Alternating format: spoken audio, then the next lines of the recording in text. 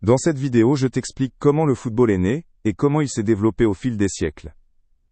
Tu découvriras des faits passionnants sur les premières règles, des matchs légendaires, et comment ce sport est devenu un phénomène mondial. Il y a des centaines d'années, les gens jouaient déjà à des jeux, avec un ballon qui ressemblait au football. En Chine, vers 200 avant Jésus-Christ, il y avait un jeu appelé Cuju, où il fallait frapper un ballon dans un filet. En Europe aussi, au Moyen-Âge, les paysans tapaient souvent dans des vessies d'animaux gonflés. Ce N était cependant pas encore le vrai football comme nous le connaissons aujourd'hui. Les règles étaient alors très différentes et changeaient selon les endroits. Au Moyen-Âge, en Angleterre, un jeu chaotique appelé mob football est devenu populaire. Des villages s'affrontaient pour amener un ballon d'un bout à l'autre du village. Il y avait peu de règles, et les blessures étaient fréquentes. Parfois, des centaines de personnes jouaient, et le jeu devenait très rude. Ce jeu était si sauvage, que même des rois voulaient l'interdire.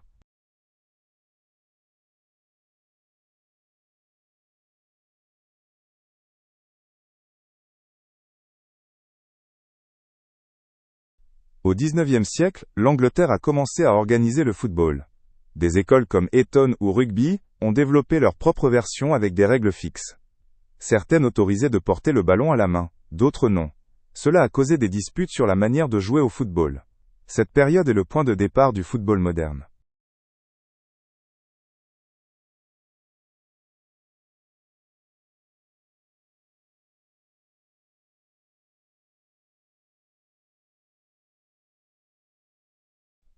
En 1863, des représentants des écoles et de clubs se sont réunis à Londres pour créer des règles communes. Ils ont fondé la Football Association, FA, la première organisation officielle de football. Ils ont décidé que le ballon ne devait être joué qu'avec les pieds, les mains étant interdites. C'est le moment où le football et le rugby se sont séparés définitivement. Ces nouvelles règles ont rendu le jeu plus clair et plus juste. Le plus vieux club de football du monde est Sheffield FC, fondé en 1857 en Angleterre. Les joueurs étaient des amateurs qui jouaient juste pour le plaisir. Ils ont écrit leurs propres règles, qui ont plus tard influencé la FA. Ils organisaient des matchs contre d'autres équipes, souvent sur des terrains irréguliers. Sheffield FC existe toujours aujourd'hui.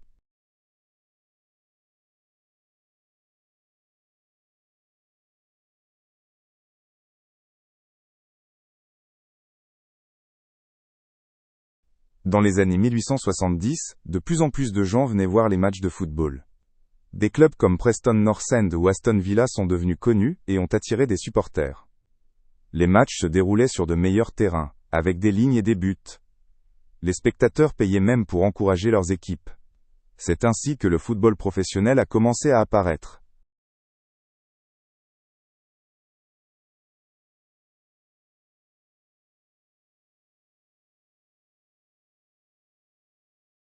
En 1871, la FA a lancé la première compétition, la FA Cup. Des équipes d'Angleterre s'affrontaient pour trouver le meilleur club.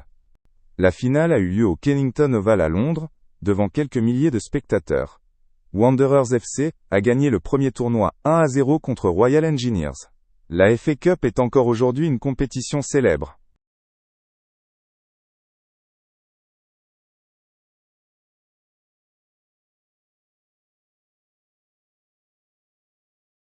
Dans les années 1880, l'Angleterre a apporté le football dans d'autres pays.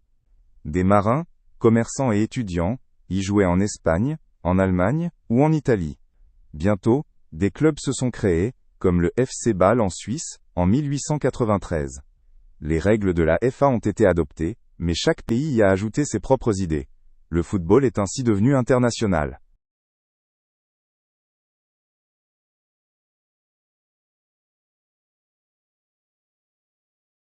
En 1885, la FA a autorisé les joueurs à être payés pour jouer. Avant, était interdit car le football devait rester un sport amateur. Des clubs comme Blackburn Rovers ont commencé à payer leurs stars pour les garder. Cela a rendu le sport plus professionnel, mais aussi plus cher. Beaucoup de fans trouvaient ça excitant, d'autres étaient en colère.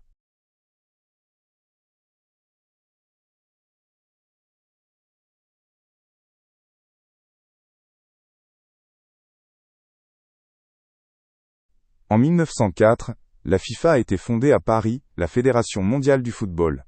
Des représentants de 7 pays, comme la France et la Belgique, se sont réunis.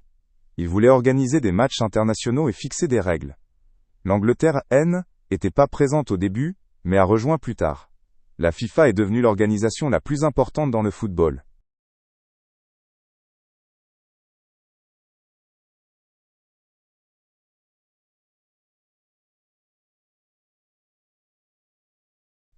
En 1872, l'Angleterre et Écosse ont joué le premier match international officiel.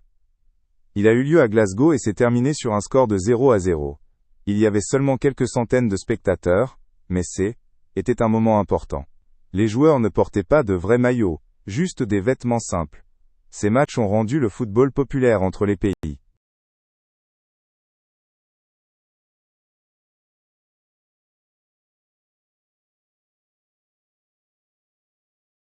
En 1900, le football a été présent pour la première fois aux Jeux Olympiques à Paris.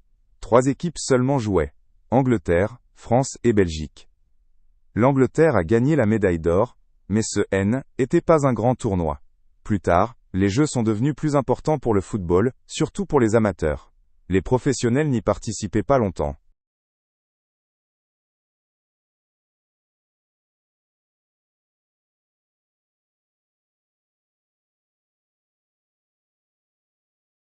En 1930, la FIFA a organisé la première Coupe du Monde en Uruguay. Seulement 13 équipes sont venues, car le voyage était trop long pour beaucoup. L'Uruguay a gagné la finale contre l'Argentine 4-2 devant 68 000 fans. Le trophée s'appelait alors la Jules Rimet Trophy. Ce fut le début de la Coupe du Monde telle que nous la connaissons aujourd'hui.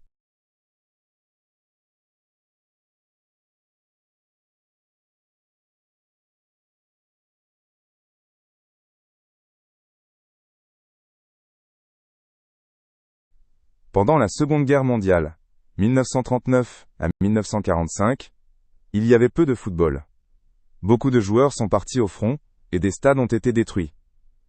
En Angleterre, il y avait quand même quelques petits matchs pour remonter le moral des gens. Après la guerre, le football a aidé à réunir les pays. Il est devenu un symbole de paix.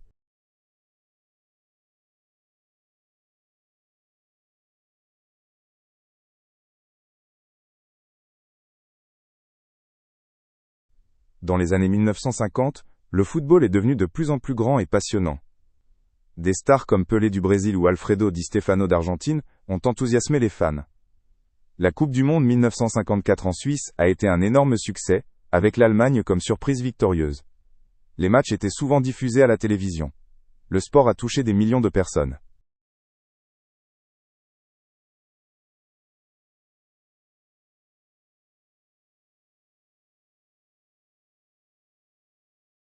En 1954, l'Allemagne a gagné la Coupe du Monde contre la Hongrie 3-2.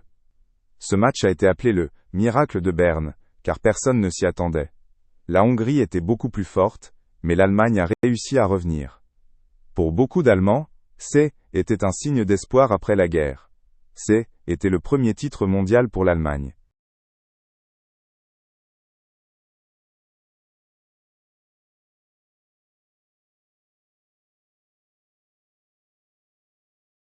Dans les années 1960, les téléviseurs en couleur sont arrivés, et le football est devenu plus visuel.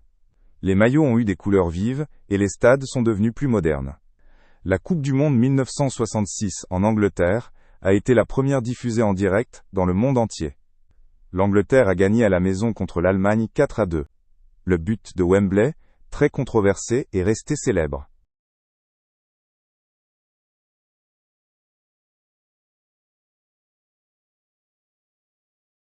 Pelé a mené le Brésil aux titres mondiaux en 1958, 1962 et 1970.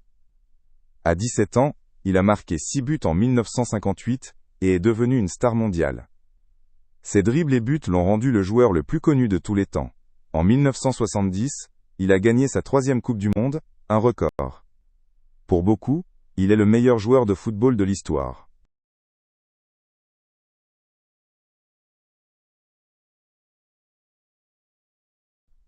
En 1970, lors de la Coupe du Monde au Mexique, les cartons jaunes et rouges ont été introduits.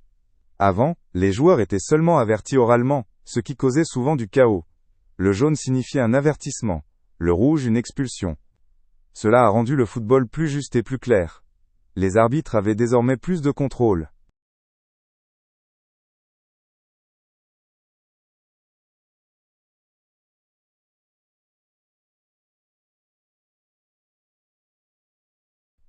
Dans les années 1970, les États-Unis ont essayé de développer le football. Des stars comme Pelé ou Franz Beckenbauer jouaient dans la NASL, North American Soccer League. La Coupe du Monde 1994 aux États-Unis a été un succès, avec un grand nombre de spectateurs. Pourtant, le football américain restait plus populaire. Le football grandissait lentement.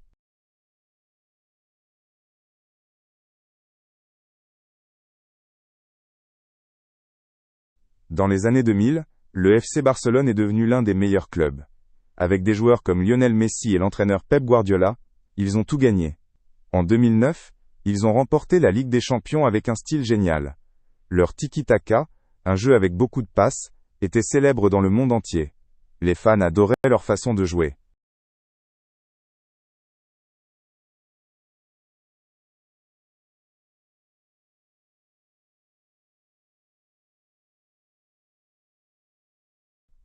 Depuis les années 2000, Lionel Messi et Cristiano Ronaldo se battent pour le titre de meilleur joueur. Ils ont tous deux battu des records, marqué des centaines de buts et gagné de nombreux titres. Messi est connu pour sa technique, Ronaldo pour sa puissance et son saut. Les fans discutent encore aujourd'hui pour savoir qui est le meilleur. Leur duel a marqué toute une époque.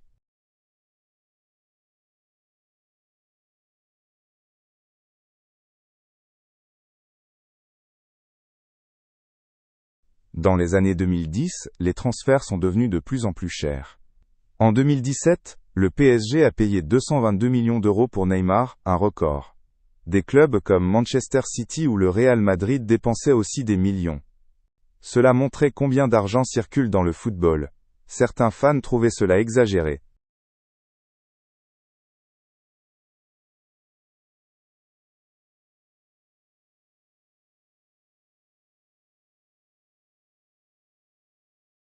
En 2018, la VAR, arbitrage vidéo, a été utilisé pour la première fois lors de la Coupe du Monde. Les arbitres pouvaient revoir les actions contestées à écran. Cela devait éviter des erreurs, comme sur les hors-jeux ou les fautes. Certains aimaient, d'autres trouvaient ça ennuyeux car les matchs duraient plus longtemps. La VAR est aujourd'hui un standard.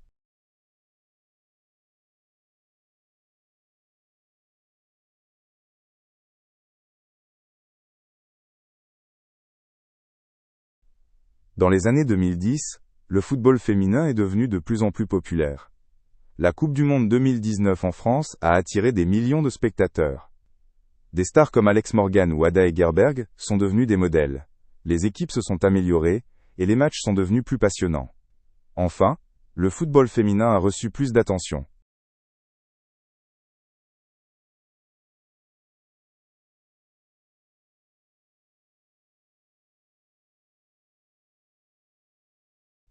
En 2022, la Coupe du Monde s'est tenue pour la première fois en hiver, au Qatar.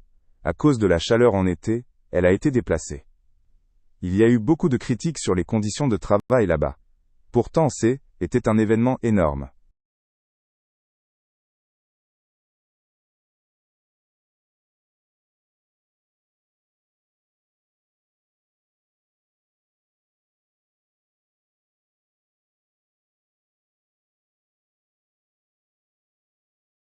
Aujourd'hui, la technologie aide à améliorer le football. La technologie sur la ligne de but montre si le ballon est rentré ou pas. Les joueurs portent des trackers qui mesurent leur performance. Les fans utilisent des applications pour suivre les matchs en direct. Le sport devient de plus en plus moderne.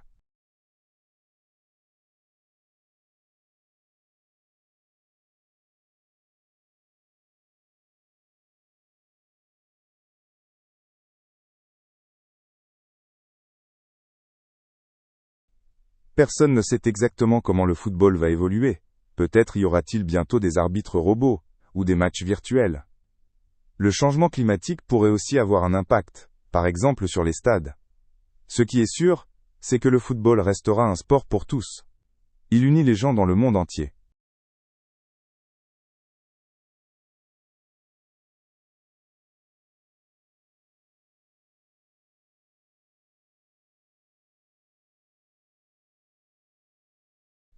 En 2010, l'UNESCO a déclaré le football patrimoine culturel mondial.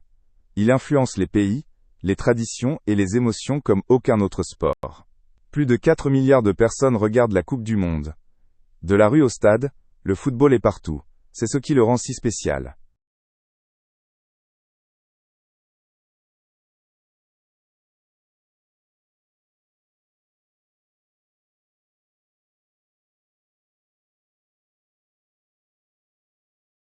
Les supporters sont le cœur du football. Ils chantent, encouragent et suivent leurs équipes partout. Les ultras font des chorégraphies qui rendent les stades colorés et bruyants. Sans supporters, le football ne serait pas le même. Ils donnent vie et émotion au jeu.